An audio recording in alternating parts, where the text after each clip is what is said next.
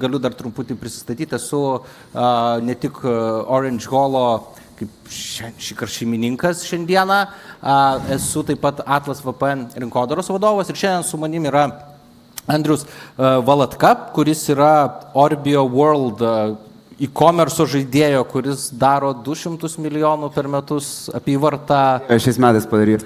Padarysite. Tai founderis, tai ir taip pat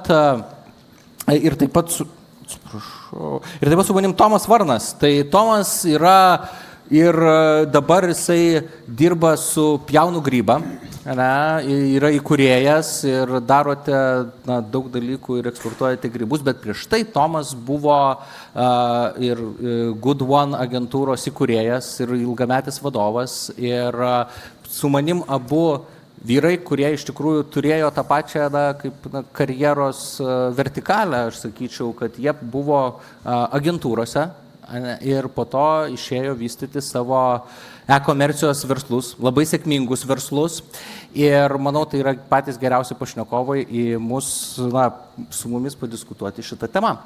Taigi, tai aš turėčiau jums pradėti nuo kelių klausimų, bet prieš tai norėčiau jums užduoti tokį rolę, velnio advokato. Ir nebūtinai jie tikės tuo, ką sako, bet mes norėtume suprasti tas didžiausius mitus, kurie sklando apie šitą temą, ar vystyti marketingą in-house, ar tai daryti su agentūros pagalba. Taigi, velnio advokatas pirmas bus Tomas. Ačiū. Ir jisai sakys, kad viską reikia daryti tik tai su agentūra. 1 minutė tam. Pradėsiu turbūt nuo to, kad, ar apskritai, jeigu žiūrint pasaulinį mastu, tai ne, bet atsižvelgiant į Lietuvos rinkos dydį, į tai, kad Lietuvoje turbūt 90% įmonių yra labai mažas arba vidutinio dydžio įmonės, specialistų trūkumą žiaurų digital srityje, didelę dalį mažiem verslam nuvilioja specialistus, kolegas didesni, populiarūs startuoliai ir panašiai, siūlydami galbūt didesnės algas ir sąlygas ir taip toliau, baseinus ir parčius ir taip toliau. Tai didžiai daliai Lietuvos įmonių šiai dienai manau, kad yra vis tik agentūra. Gerai, ačiū. Andrius atstovaus in-house poziciją. Šią minutę tik tai.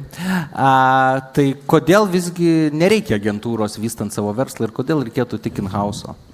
Nenorėčiau sakyti, kad nereikia agentūros, nes visą laiką yra vietų, kurias reikia ir protinga ir naudinga būna outsourcinti kažkam duoti kitam, bet vis tiek ant tų key operacijų in-house turėsi didesnį greitį, turėsi didesnę kokybę, aišku, su laiku, ne nuo 1 mėnesio. Dėl greičio, dėl kokybės, dėl rezultato, tiesiog dėl overall geresnio susikalbėjimo su in-house rezultatas geresnis. Ačiū. Tai, bet vėlgi mes, kai šnekame ir dažniausiai iš kur ta diskusija kyla ir apskritai, kodėl mes čia šiandien sėdime, yra tokie mitai, kad tikrai bus e-komercijos verslų vadovų, kurie sakys, niekada nedirbsiu su agentūra, nes jie neįdeda širdies ir negaliu jais pasitikėti. Ką tokiems atsakytum Tomai tu, kur dabar atstovai padvokatavai agentūrom, tai ką tokiem atsakyti? Tas yra tiesa, vienareikšmiškai, ta prasme, reta, kuri agentūra į vieną ar kitą klientą žiūrės taip, kaip į savo. Asmeninį projektą yra taip, bet čia yra ir klausimas, ar tas jūsų pasamdytas darbuotojas lygiai taip pat žiūrės. Lygiai vienodai. Ar agentūros specialistas dirba, tarkim, prie jūsų projekto, ar tavo darbuotojas. Tai čia, ir iš tos pusės, ta prasme, tai vienareikšmiškai. Tai sakau, šitoje vietoje nebent tas pats vadovas eis šitą komercijos daryti, ten leisti atsus, tai tada taip, tegul eina ir leidžia, jeigu jis tą moka, bet nemanau, kad čia yra kažkoks. Tiek vieni, tiek kiti gali dėti tiek širdį, tiek jos neįdėti. O Andriu, kaip manai, ar gal vadovai iš tiesų galvoja, kad jie tiesiog tada, jeigu jie turi viduje žmogų, kad jie gali labiau kontroliuoti, turi kontrolę labiau negu agentūros? Tai taip, turi daugiau kontrolės, tu visą laiką turi daugiau kontrolės žmonėm, kurie yra įmonės viduje, negu kažkur outsourcing, tik ten kitam ofise, kitam mieste ir panašiai. Turbūt lengviau daryti sustarimus, lengviau laikytis deadline ir panašiai. Bet taip pat yra klausimas, ant kiek šis apie kokią paslaugą kalbame, jeigu yra kažkokia key įmonės dalis, kaip sakykime, nežinau, kūrybinė dalis ir ant to paremta įmonės veikla, tai key operacijų neoutsourcinsi kažkam kitam, netiduosi, turėsi daryti pats. Tai mano visai tas požiūris yra it depends, atsakant šitą klausimą, ir dar priklausomai nuo apie kokią konkrečiai kompetenciją ar kokią sritį kalbame. Jeigu tai yra esminė sritis, tai tik in-house'as. Jeigu yra kažkokia pašalinė, kur galbūt reikia kažkiek valandų ar per savaitę ar per mėnesį, tai tiesiog finansiškai neapsimoka to daryti viduje ir renkamasis tas outsource ar agentūrinis kelias. Supratau. Tomai, minėjai, kad nebent vadovas, savininkas pats darys rinkodarą, tai ar šiais laikais iš vis gali vienas žmogus efektyviai daryti rinkodarą ir aukti? Tai aš dabar paklausiu, jūsų tarsi čia jau baigėsi tą velnę advokatą, ne? Jau seniai. Galiu sakyti tą, ką galvoja, ne? Tai šitą aš iš principo pritarčiau kolegas, to prasme, šitą nuomonę, kad depends ir tiek ant, to prasme, ant operacijų, tiek ant kokius tu žmonės turi, kokį biudžetą turi, nes to prasme, pasamdyti kompetitingą in-house komandą vienoje ar kitoje disciplinoje, to prasme, reikia krūvos resursų ir dažnai netgi ne vieno žmogaus. Tarkim, kartais atrodo, kad ten SEO gali daryti vienas žmogus, taip, teoriškai jis gali daryti vienas, bet jisai greičiausiai vis tiek samdys programerį, UX-erį, ten tuos content writerius ir panašiai.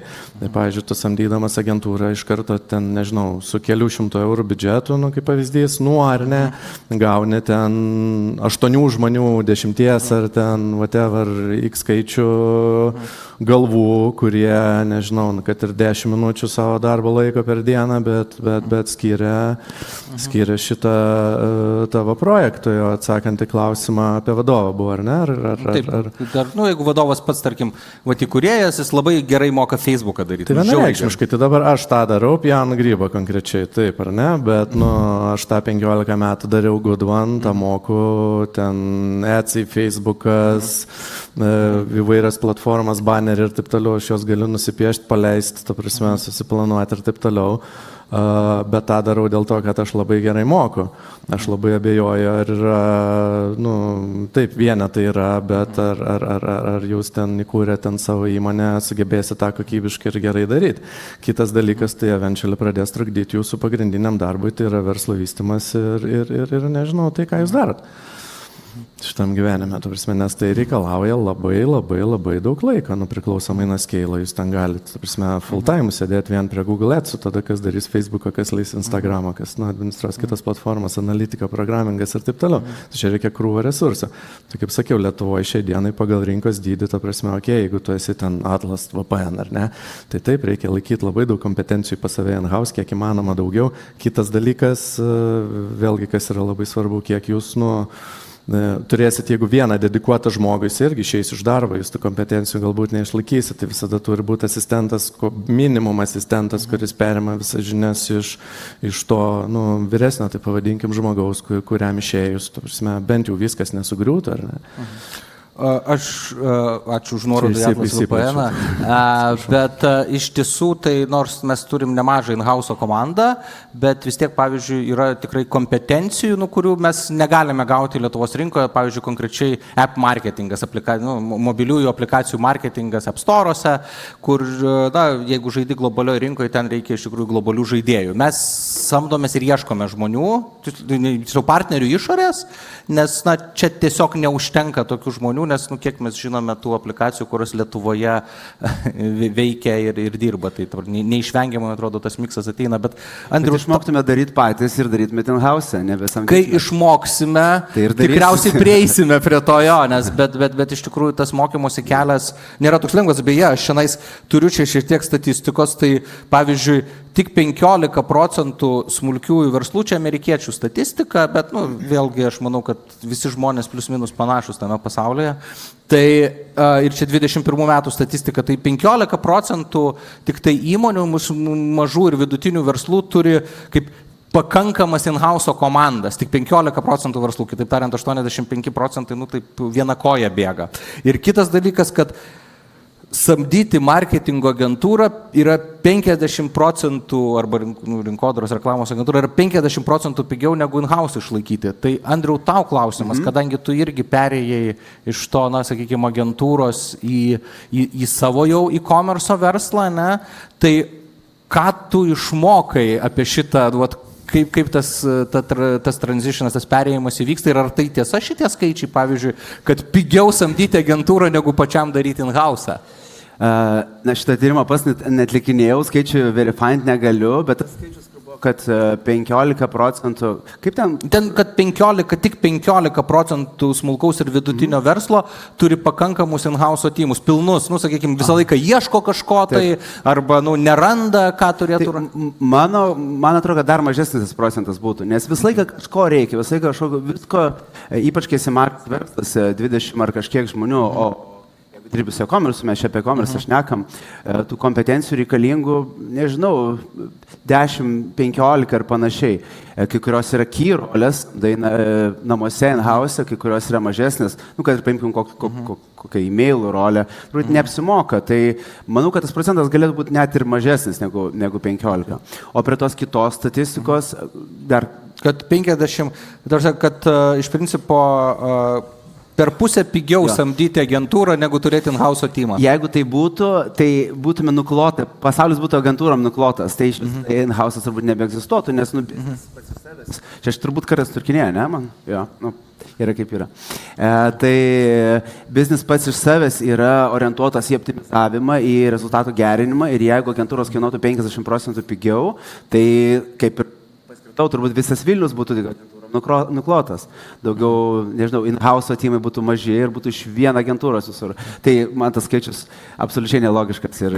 Kolega turbūt nematė, kiek Lietuvoje yra agentūrų, jeigu vestumėt SEO paslaugos į Google turbūt.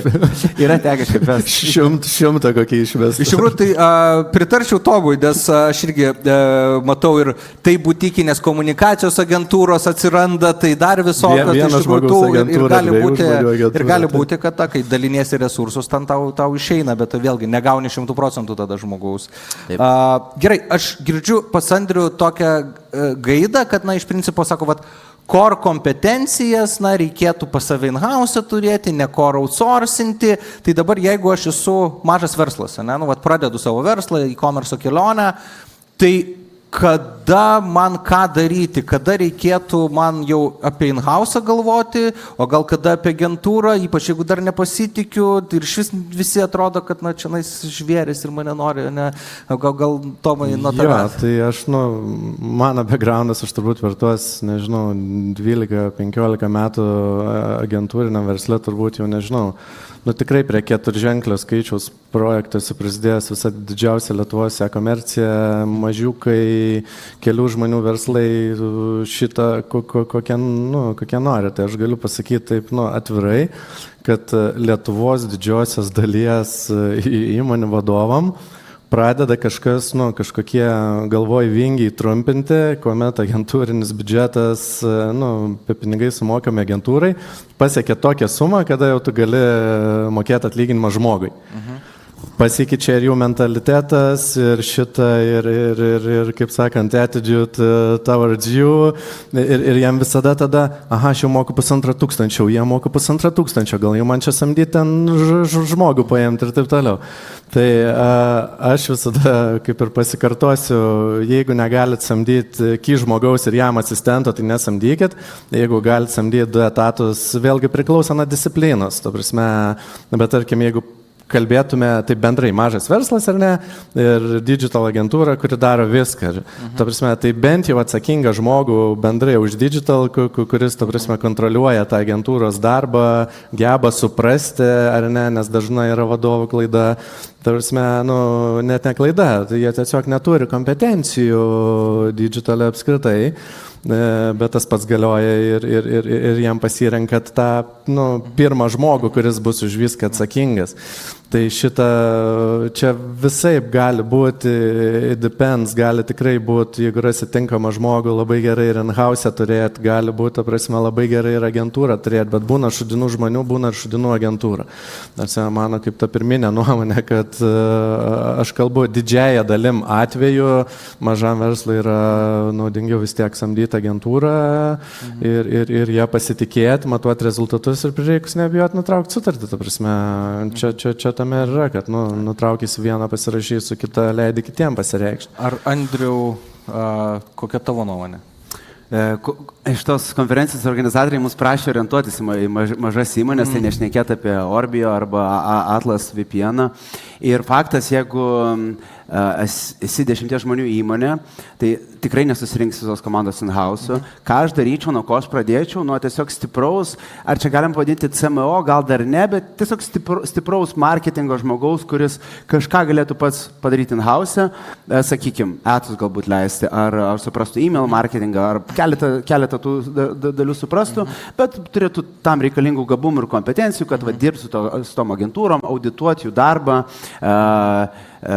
sakyt, kaip ką daryti, reikalauti rezultatą ir taip toliau panašiai. Tai aš taip daryčiau. Jeigu 10 žmonių įmonė, samdyčiau tiesiog vieną tokį headą, CMO, ar kaip galim pavadinti, ir bandyčiau per šitą kryptį eiti. Ir tada tas žmogus, jeigu jis yra pakankamai stiprus, toliau ten bildintis į komandą, kur ko trūksta. Jeigu dirbama daug su EACais ir jo, kaip Tomas sakė, jeigu sąskaita už EACus jau patampa nebejauki, tai turbūt pradėtų žiūrėti, galbūt galima tą kompetenciją į in-house įsivesti. O čia apie tą sąskaitą iš tikrųjų tai irgi galiu, nes kadangi aš irgi agentūrinės pusės esu nemažai turėjęs, tai čia irgi galiu pasidalinti.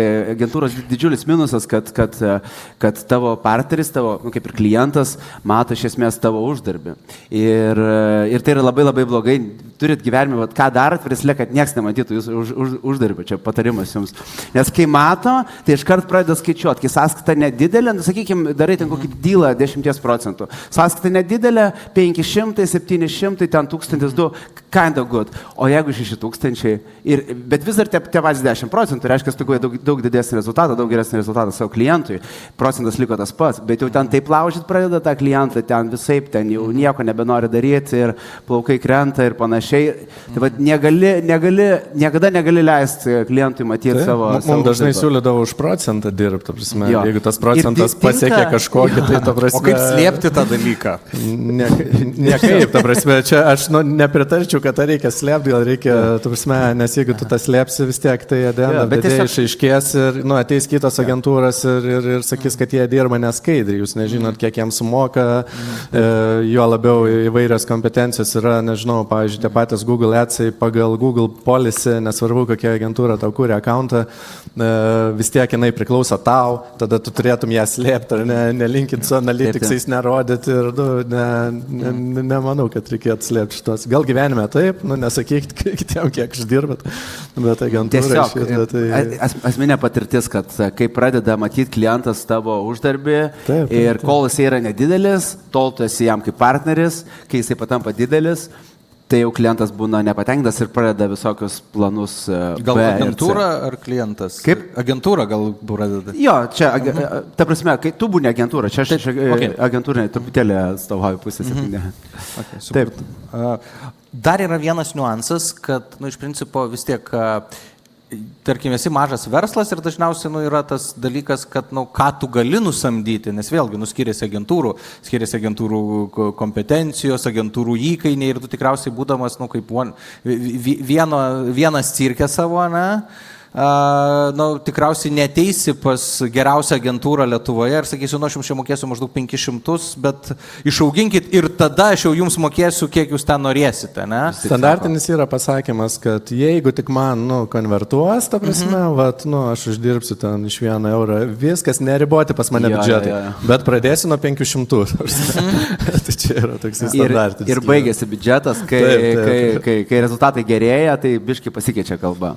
Aha. O tada kaip šitą, tą tokį pirmą, nes čia yra rimtas barjeras, sakykime, tu neturi kompetencijos pats vystyti, galų gale, irgi net nežinai, kaip nusamdyti žmogų, ir tu nusprendai, eisiu pas agentūrą, bet tu negali eiti pas geriausią agentūrą, tu tikriausiai turi rasti, tokį, savo lygio, dabar sakyti tikriausiai vieno žmogaus agentūrą, kuri tau turėtų padėti, kaip teisingai pasirinkti šitą ypač pradžią, kur tu, negali geriausių imti. Gal turite kokį patarimą? Tai aš tai galiu atsakyti, prasme, eikite mažą butikinę agentūrą, žiūrėkit, kas per žmonės ir viskas, ta prasme, Good One pačioje pradžioje, ta prasme, mes irgi ten sėdėdavo iš 1, 2, 3, 4 ir ta prasme, pirmi mūsų klientai gavo visapusį mano asmeninį dėmesį, ta prasme, iki Z. Vėliau agentūrai augant, faktas, kad tu viską dedikuoji, didžiąją dalį darbų ir turi daug klientų ir taip toliau ir panašiai.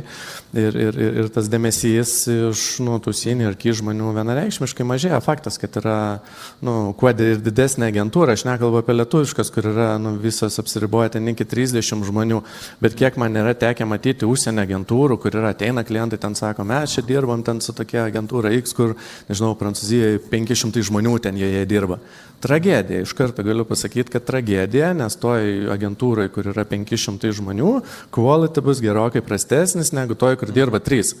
Ar 5, ar 30, nes ten jau kitaip ta agentūra negalėtų funkcionuoti, yra kažkokie aiškus procesai, ką jie daro taip ir ne kitaip, jokių ten išėjimų iš šono, ta prasme, darbuotojų laiko trekinimai ir taip toliau ir panašiai, bet jeigu jūs rasit mažą butikinę agentūrą su gerais specialistais, kurie dėl jūsų tikrai stengsis daug, tai manau ir pagal įkainius. Klausimas, ar jūs ją sugebėsit pasirinkti, aš vėlgi sakau, yra visur už ir prieš, ta prasme, lygiai taip pat, kad jeigu ir samdysi tą žmogą, aš iš savo praktikos galiu pasakyti, top 10 Lietuvos e-komercijos žaidėjas pasamdo vadovą, CMO, tarkim, pavadinkim, kuris yra atsakingas už viską, ne už viską, už, tarkim, nežinau, ten kokį nors ten Google Adsus, nutraukė jie iš karto su mumis sutartį, tas žmogus pas mus buvęs darbo pokalbį prieš mėnesį, bet mes jo nepriemam dėl kompetencijų stokos, tas žaidėjas jį pasamdo, po 2 mėnesių pas juos viskas sugriūna, bet tam klientui, aišku, nebeužtenka išdidumo, ta prasme, drąsos grįžti pas mus ir vėl atnaujant sutartį, bet tas žmogus po 2 mėnesių nebedirba, o pusę komercijos ten viskas sugriuvė. Ar ne, tai tu gali padaryti klaidų ir čia HR-ui reikėtų, ta prasme, kaip didelios įmonės HR-ui pasamdyti kompetitingą specialistą, čia tas pats nesvarbu ar digital, čia kalba eina, nežinau, apie inžinierinius dalykus, performancinę tą dalį, nes aš buvau performance agentūros atstovas, kaip kūrybininkų samdyti, aš neįsivaizduoju, būtų piešinį reikia dar piešinti. Bet performancistai tai yra inžinierinė dalis.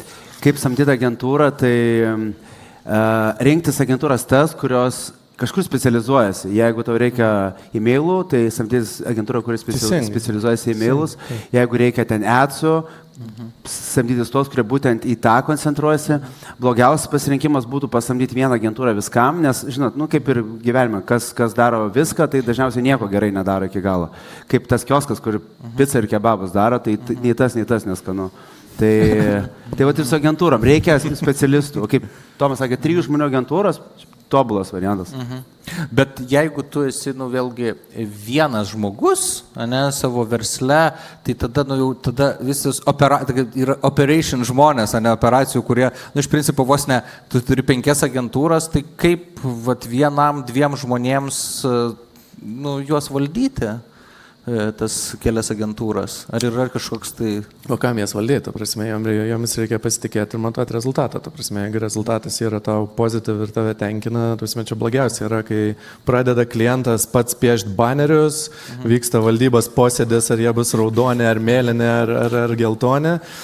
Tau pasako, kad Tomai bus geltonas baneris ir dar kiek klikas turi kainuoti. Ta prasme, tai čia yra didžiausia tragedija. Tiesa, tik tai klausimas, kiek dažniausiai neturi kantrybės. Pavyzdžiui, ypač čia legenda tikriausiai apie SEO agentūras, kad mėgsta po 3 mėnesių nėra iš SEO rezultatų. Aš ir tokių, kur sakė, 3 mėnesiai blogai, sako, viskas keičiam agentūrą. Tai klausimas, kaip žinoti, nu, vat koks patarimas būtų, ar kaip formuluoti tikslus ir kaip žinoti tam verslo savininkui, nu, kad ta agentūra daro savo darbą. Toks labai paprastas atsakymas, gal Andriau, ir mes jau čia į pabaigą, trumpai Andriau ir po to trumpai Tomai.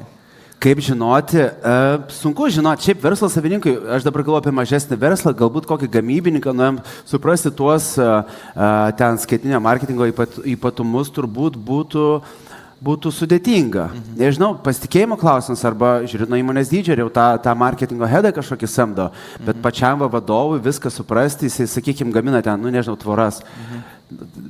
Kažkaip galbūt, manau, neteisinga ar neoptimalu bandyti suprasti, kaip ten viskas veikia.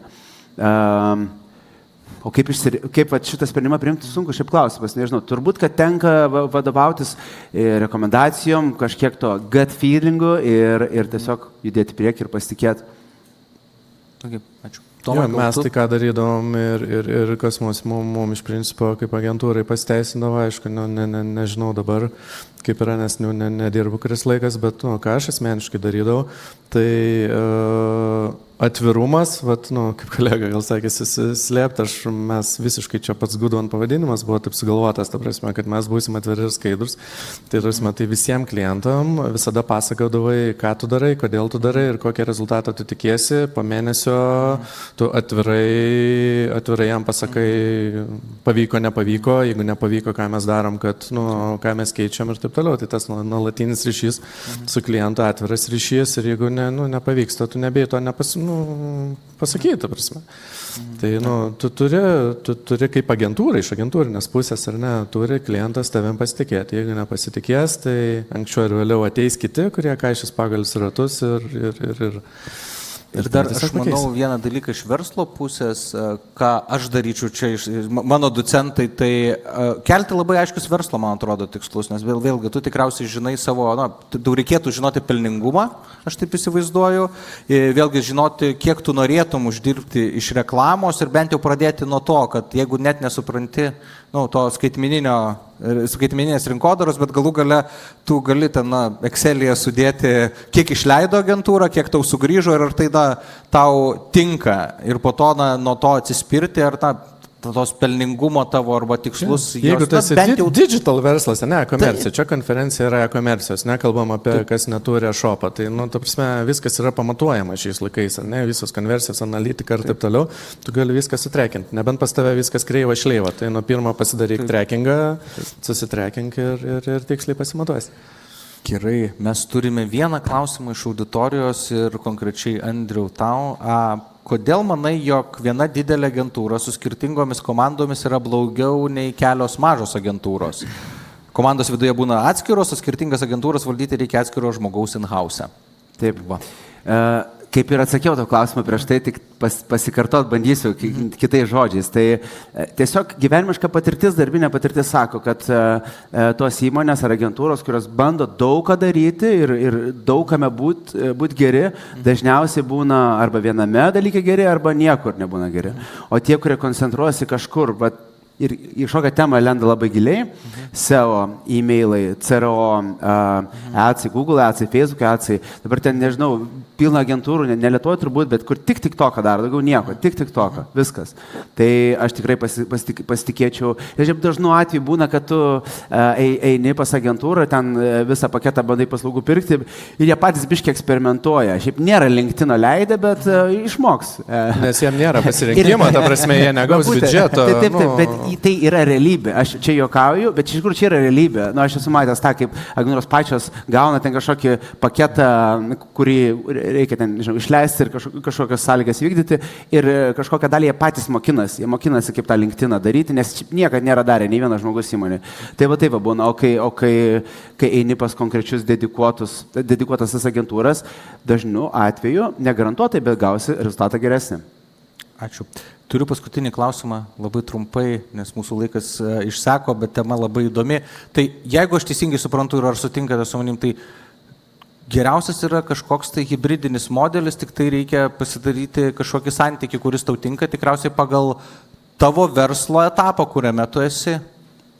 Taip, geriau nepasakyčiau. It depends. Visą laiką, kiekvienas atvejis unikalus. Reikia žiūrėti, ko reikia įmoniai tuo metu.